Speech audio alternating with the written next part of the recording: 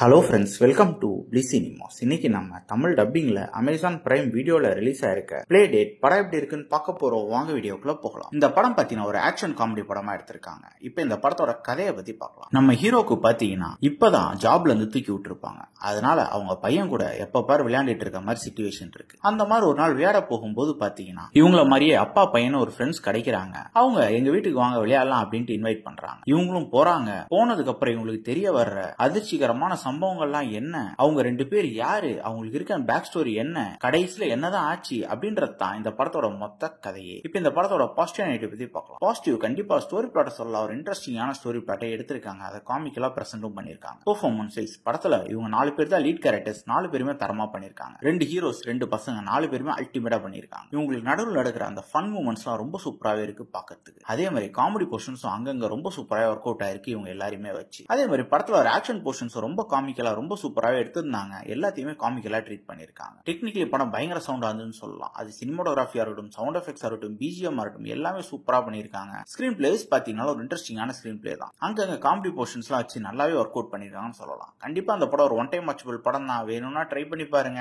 இன்னொரு வீடியோல சந்திக்கலாம். தேங்க்யூ.